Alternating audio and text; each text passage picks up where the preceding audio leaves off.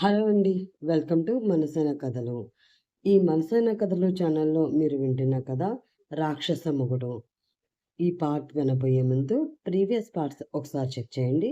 అలాగే first time channel చూస్తున్న వాళ్ళు ప్లీజ్ లైక్ చేసి, షేర్ చేసి, సబ్స్క్రైబ్ చేసుకొని మీ సపోర్ట్ ఛానల్‌కి అందించండి. ఇంకా లేట్ చేయకుండా ఈరోజు ఎపిసోడ్‌లోకి వెళ్ళిపోదాం. "నువ్వు తెచ్చింది మంచి సంబంధం అయితే అక్కెందుకు కాదు అంటుంది.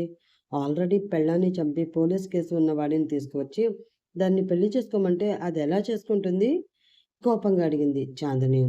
"నోరు ముయ్యవే. దాన్నేమీ నా తమ్ముడు చంపలేదు. అదే బ్రతకలేక ఉరివేసుకుని చచ్చింది. అయినా ఆల్రెడీ అది ఎవరినో ప్రేమించిందంట. దాని తల్లి, తండ్రి దాని మాట వినకుండా వీడికిచ్చి పెళ్లి చేశారు. అందుకే అది చచ్చింది. దానికి నా తమ్ముడికి ఏ సంబంధమూ లేదు. అయినా మీ అక్కకి నా తమ్ముడి కన్నా మంచివాడు వస్తాడా మొగుడి కింద?" అని అరిచింది వాణి. "మీ తమ్ముడి కన్నా మంచివాడు వస్తాడో, లేక రక్తం పీల్చే రాక్షసుడే వస్తాడో నాకు తెలీదు కానీ, నీ తమ్ముడు మాత్రం నా అక్కకి సూట్ అవ్వడు. అది బంగారం. ఆ బంగారాన్ని అందుకోవాలి అంటే అదృష్టం ఉండాలి" అని అంది చాందిని. అబ్బో! బంగారం. ఇప్పుడు ఆ బంగారం ఎక్కడికి వెళ్ళిందో వెళ్లి వెతుక్కోండి. లేదంటే అసలే బంగారం గదా! ఎవడో ఒకడు ఎత్తుకుపోయినా పోతాడు అని అంది వాణి. ఆమెని అసహ్యంగా ఒక చూపు చూసి, "నాన్న, మమ్మీ అలాగే అంటుంది. మీరు వెళ్ళి అక్కెక్కడుందో చూసి రండి" అంది చాందిని. "సరే అమ్మా" అని చైత్రని వెతకడం కోసం వెళ్ళాడు విశ్వనాథం. రిషి ఇంట్లో హాల్‌లో ఉన్న సోఫాలో కూర్చుని ఏదో బుక్ చదువుకుంటూ ఉంది కౌసల్యాదేవి. అప్పటికే లేట్ అవడంతో, "అమ్మా, భోజనం పెట్టమంటారా?" అని అడిగింది సుధా. భారంగా శ్వాస తీసుకుని వదిలి, "ఇంకా అయ్యగారు రాలేదు కదా! ఈ రోజైనా భోజనానికి వస్తాడేమో చూద్దాంలే" అని అంది కౌసల్యాదేవి. "ఆయన గారు ఎప్పుడు రావాలి? ఒకవేళ పొరపాటున వచ్చినా కూడా తాగి తూలుతూ, అలా తూలుతున్నప్పుడు పడిపోకుండా సపోర్ట్ కోసం పక్కన ఒక అమ్మాయిని పెట్టుకుని వస్తాడు. రోజు చూస్తున్నదే కదా! ఏమిటో మేడం గారి పిచ్చి" అని మనసులో అనుకుని విరక్తిగా పెదవి విరిచి అక్కడి నుంచి వెళ్ళిపోయింది సుధా. ఆమె అంచనాలను నిజం అని ప్రూవ్ చేస్తూ హాట్‌గా, సెక్సీగా ఉన్న ఒక అమ్మాయి భుజంపై చేతిని వేసి ఫుల్‌గా తాగడం వలన తడబడుతున్న అడుగులతో లోపలికి వస్తూ ఉన్నాడు రిషి. అది చూసిన కౌసల్యాదేవి కళ్ళల్లో కన్నీరు చేరింది. ఒకప్పుడు రాజాలా తాగే వాళ్ళని చూస్తేనే అసహ్యించుకునే తన కొడుకు ఈరోజు ఇలా తయారవడానికి కారణం తానేనేమో అన్న ఊహ, ఆలోచన రావడంతో ఆమె గుండె పగిలిపోయినంత బాధ కలిగింది ఆమెకి. లాభం లేదు. వీడిని ఇలా వదిలేస్తే తన జీవితం మొత్తం ఇలానే నాశనం చేసుకుంటాడు. నేనే ఏదోకటి చెయ్యాలి అని అనుకుని వేగంగా వాళ్ళ దగ్గరికి వెళ్ళి రిషి పక్కన ఉన్న అమ్మాయి చెంప మీద లాగిపెట్టి కొట్టింది కౌసల్యాదేవి. దానితో చెంప మీద చేయి పెట్టుకుని, "యూ ఇడియట్! నన్ను కొడతావా?" అని ఆమెని కొట్టడానికి చెయ్యెత్తింది ఆ అమ్మాయి. ఆ అమ్మాయి చెయ్యి తన తల్లిని తాకపోయే ముందుగానే ఆ చేతిని గాలిలోనే ఆపి పట్టుకున్నాడు రిషి. నిప్పులు కక్కుతున్న అతని కళ్ళను చూస్తూ ఉంటే ఆ అమ్మాయికి వెన్నులో వణుకు పుట్టింది. Mind it miss. మీరు చెయ్యెత్తి కొట్టాలి అని అనుకున్నది ఈ రిషికాంత్ తల్లిని అన్న సంగతి మర్చిపోవద్దు. తన కోల్డ్ వాయిస్‌తో సీరియస్‌గా వార్నింగ్ ఇచ్చాడు రిషి. ఆ మాటకి ఆ అమ్మాయికి గుండె జారి కడుపులోకి వస్తే కౌసల్యాదేవి గుండెల్లో ఎంతో ఆనందం ఉప్పొంగింది. నా వాళ్ళని కన్నెత్తి చూస్తేనే నాకు కాలుతుంది. వాళ్ళ ప్రాణం తీసే వరకు నాకు ప్రశాంతత ఉండదు. అలాంటిది నా తల్లి మీద చెయ్యెత్తిన నీ పరిస్థితి ఏంటో ఒక్కసారి ఆలోచించుకొని, ఆ తర్వాత ఆమెని కొట్టేంత ధైర్యం చెయ్యి అని అన్నాడు రిషి. అతని మాటలు కత్తుల్లా అనిపిస్తూ ఉంటే భయపడిన ఆ అమ్మాయి, "సారీ సార్. ఆమె నన్ను కొట్టారు అన్న కోపంలో చెయ్యెత్తాను కానీ, ఆమె మీ మదర్ అని నాకు తెలీదు.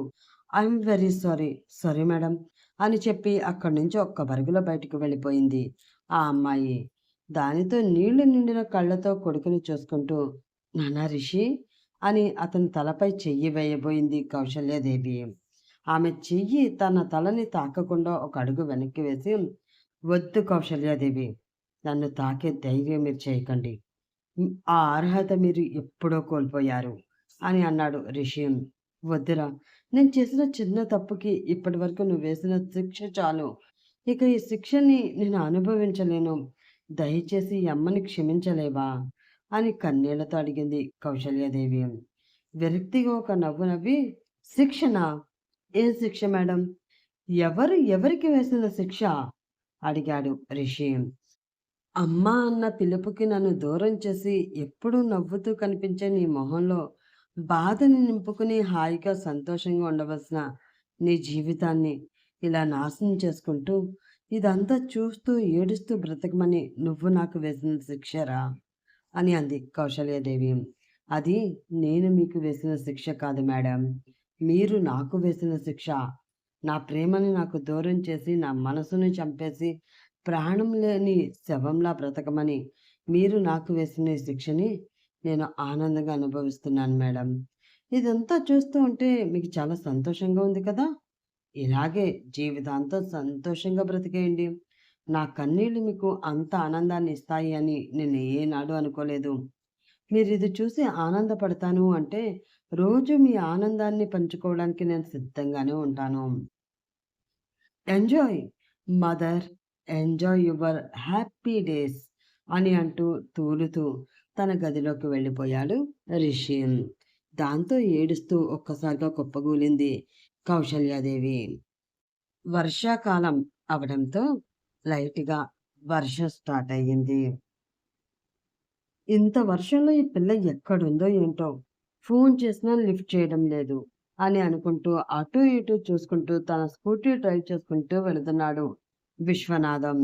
అలా వెళుతున్న అతనికి బిర్లా మందిర్ టెంపుల్ దగ్గరలో ఒక బెంచి మీద కూర్చుని ఏడుస్తూ కనిపించింది చైత్ర. ఆమెను అలా చూస్తున్న విశ్వనాథం మనసు బాధగా మూలిగింది. దాంతో భారంగా ఆమె వైపు అడుగులు వేసి, అమ్మా చైత్ర అని పిలిచాడు అతను. ఆ పిలుపుతో స్పృహలోకి వచ్చి కంగారుగా కన్నీళ్లు తుడుచుకుని, నాన్నా మీరేంటి ఇక్కడ అని అడిగింది చైత్ర. బాగా లేట్ అయినా నువ్వు ఇంటికి రాకపోయేసరికి ఇక్కడే ఉంటావు కదా అని ఇటు వచ్చాను తల్లి అని అన్నాడు విశ్వనాథం.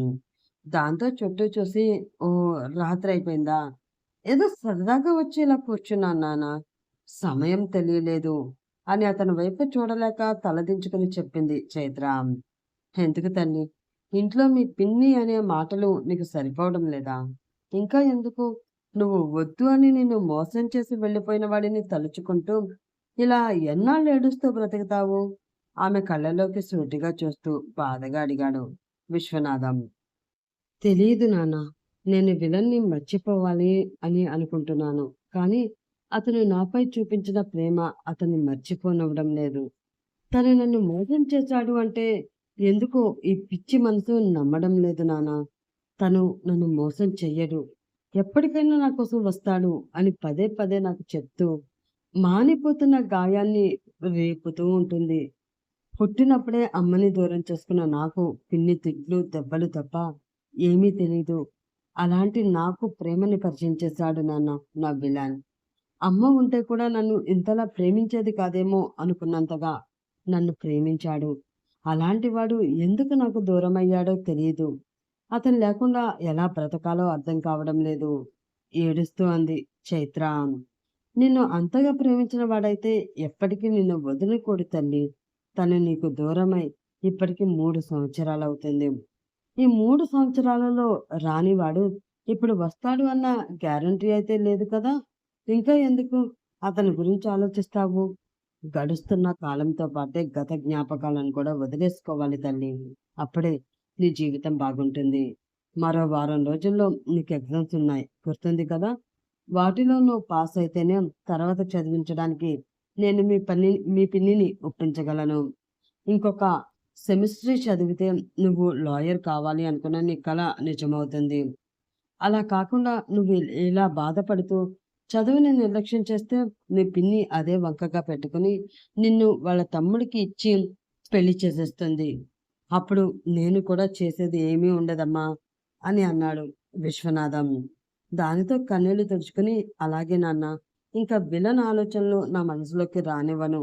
నా దృష్టి మొత్తం చదువు మీదే పెడతాను అని వాళ్ళ నాన్నకి మాటిచ్చి అతనితో వెళ్ళిపోయింది చైత్ర. నెక్స్ట్ డే మార్నింగ్ ఆఫీస్‌కి వచ్చిన రిషి ముందు ఒక ఫైల్ పెట్టాడు శ్రీధర్.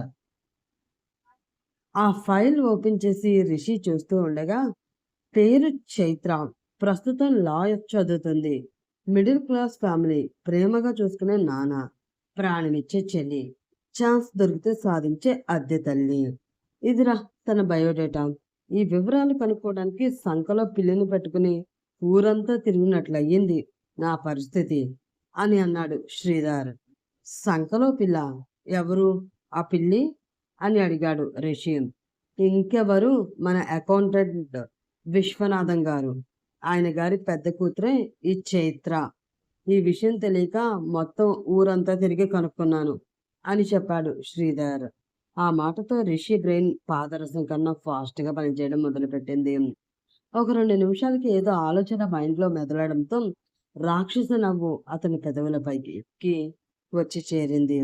అది చూసిన శ్రీధర్ గుండెల్లో ఏదో తెలియని భయం మొదలయ్యింది. వీడు ఇంత రాక్షసంగా నవ్వుతున్నాడు అంటే ఖచ్చితంగా అమ్మాయి జీవితం నాశనం చేయడానికి తొలిమట్టు వేస్తున్నట్లే అని మనసులో అనుకున్నాడు అతను.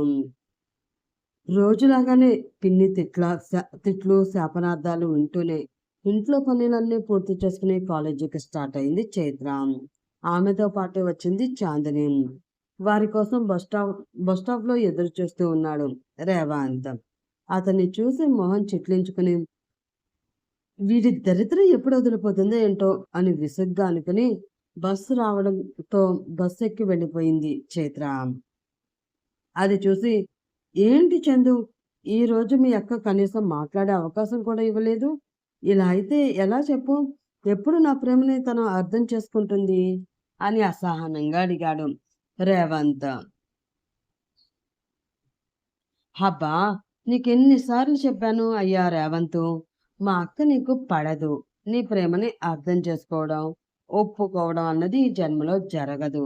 అది నీకు పడాలి అంటే ఉన్న ఒకే ఒక్క మార్గం పెళ్ళి. నువ్వు కనుక ఏదోలా ప్రయత్నించి మా అక్కను పెళ్లి చేసుకున్నావే అనుకో, ఇంకా ఈ ప్రేమ అన్న బెడద నీకు మా అక్కకి కూడా ఉండదు అని అంది చాందిని. ఆ మాట విని, ఏంటి పెళ్ళా? కప్పలా నోరు తెరిచాడు రేవంత్. అవును పెళ్ళే. ఎందుకు అంత షాక్ అవుతున్నావు? నీకు మా అక్కని ప్రేమించే ఉద్దేశం ఉంది కానీ పెళ్లి చేసుకునే ఉద్దేశం లేదా ఏంటి కొంపతీసి అని అనుమానంగా అతన్ని చూస్తూ అడిగింది చాందిని. చిచి, అలా కాదు. ప్రేమంటేనే పురుగుని చూసినట్లు చూసింది కదా! అలాంటిది పెళ్లి అంటే మీ అక్క ఒప్పుకుంటుందా అని అన్నాడు రేవంత్. పెళ్ళికి అక్క ఒప్పుకోవాల్సిన అవసరం లేదు. నాన్న ఒప్పుకుంటే సరిపోతుంది. నాన్న మాటని అక్క కాదు అనదు. పైగా ఇంట్లో మా అమ్మ టార్చర్ అక్కకి బాగా ఎక్కువైపోయింది. మా మామయ్యని పెళ్లి చేసుకోమని ఒక్కటే గోల పెడుతుంది. అక్కకేమో చదవాలని ఆశ. ఇంకొక సంవత్సరం అక్క చదువుకుని ఆ ఎగ్జామ్స్ ఏవో రాసేస్తే వెంటనే వాళ్ళ తమ్ముడితో అక్క పెళ్లి చెయ్యాలి అని మా అమ్మ గట్టిగా ప్రయత్నం చేస్తుంది. ఆ ప్రయత్నంలో గనక అమ్మ సక్సెస్ అయితే అక్క జీవితం సర్వనాశనం అయిపోతుంది అని అంది చాందిని. నేనుండగా అలా ఎలా జరుగుతుంది? అస్సలు జరగదు అని అన్నాడు రేవంత్. అవునా బాబు? జరగకుండా నువ్వెలా ఆపుతావు? తమరేమో ఇంకా చదువు పూర్తి చేసుకోలేదు, జాబ్ లేదు. ఒక రకంగా చెప్పాలంటే రోడ్డు మీద తిరిగే ఆవారా. అలాంటి నువ్వు వచ్చి మా నాన్నని, మీ అమ్మాయిని నేను పెళ్లి చేసుకుంటానండి అని అడిగితే చెప్పు తీసుకుని కొడతారు అని అంది చాందిని. మరి అలా అయితే ఇప్పుడు రేవంత్ ఏం చేస్తాడు? నిజంగానే పెళ్లి ప్రపోజల్ పెడతాడా? పెడితే విశ్వనాథం ఒప్పుకుంటాడా? రిషి చైత్ర మీద ఎందుకు పగపట్టాడు? ఎందుకు తన డీటెయిల్స్ కనుక్కుంటున్నాడు? తెలుసుకోవాలంటే నెక్స్ట్ పార్ట్ కోసం వెయిట్ చేస్తూ ఉండండి ఫ్రెండ్స్. అలాగే ఈ పార్ట్ మీకు నచ్చితే ప్లీజ్ లైక్ చేసి, షేర్ చేసి, సబ్స్క్రైబ్ చేసుకుని సపోర్ట్ అందించండి. మరొక ఎపిసోడ్‌లో మరొకసారి కలుసుకుందాం. అప్పటి వరకు by by. Have a nice day.